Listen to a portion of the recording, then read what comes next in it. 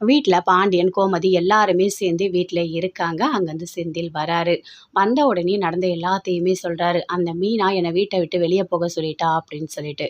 அத கேட்ட உடனே அப்படியே கோமதி ஷாக் ஆகுறாங்க. "இங்க பாரு, மீனா அப்படி சொல்ற பொண்ணே கிடையாது. நீ என்ன தப்பு பண்ண?" அப்படின்னு கேட்குறாங்க. அதுக்குள்ள மீனாவே வராங்க. வந்த உடனே "எதுக்காக செந்தில வீட்ட விட்டு வெளிய போக சொன்ன?" அப்படின்னு கோமதி கேட்குறாங்க. "அத்தை, இவரு என்ன பண்ணாருன்னு உங்களுக்கு தெரியுமா? இவரு பண்ணது எல்லாமே தப்பு தான்" அப்படின்னு சொல்றாங்க. "சரி நீ சொல்லு, என்ன பண்ணாரு?" அப்படின்னு கோமதி கேட்குறாங்க.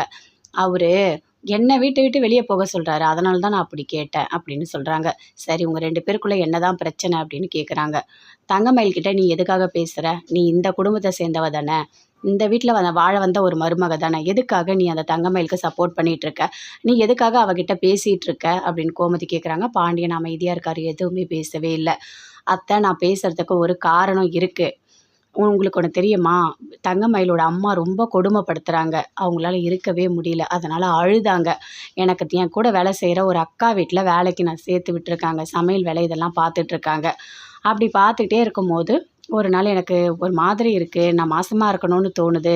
அதனால ஹாஸ்பிட்டல் போயிட்டு வரலான்னு என்ன கூப்பிட்டாங்க. அதனால தான் நான் போனேன். போயிட்டு பார்த்தா, அவங்க உண்மையாவே மாசமா தான் இருக்காங்க" அப்படின்னு மீனா சொல்றாங்க. "சரிடி, இதுக்கு முன்னாடி இதெல்லாம் எங்ககிட்ட நீ சொல்லியிருக்கலாம்ல" அப்படின்னு கோமதி கேட்குறாங்க.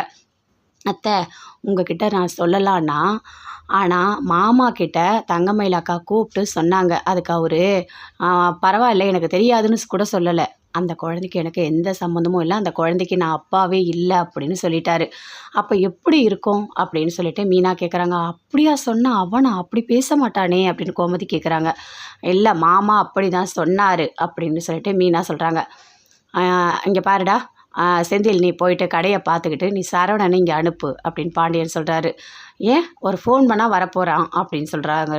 "இல்ல, இல்ல, அதெல்லாம் வேண்டாம். நீ போய் கடைய பார்த்துக்கோ, சரியா? சரவணன் கிட்ட எதுவுமே சொல்லக்கூடாது. வீட்டுக்கு அப்பா உன்னை வர சொன்னாருன்னு சொல்லு" அப்படின்னு சொல்றாரு. வீட்ல கோமதி, பாண்டியன், மீனா எல்லாருமே இருக்காங்க. சரவணன் வராரு. வந்த உடனே கேட்குறாங்க. "தங்கமயில் உன்கிட்ட என்ன சொன்னா?" அப்படின்னு கோமதி கேட்குறாங்க. "அவ மாசமா இருக்கன்னு பொய் சொன்னாம்மா" அப்படின்னு சரவணன் சொல்றாரு. "வாய மூடு" அப்படின்னு தவடையிலே ஒரு அடி அடிக்கிறாங்க. "என்னம்மா?" அப்படின்னு சரவணன் கேட்குறாரு. "எதுக்குடா இப்படி பேசுன? நம்ம வீட்டோட முதல் வாரிசு. அவ வயித்துல சுமந்துட்டு இருக்கா.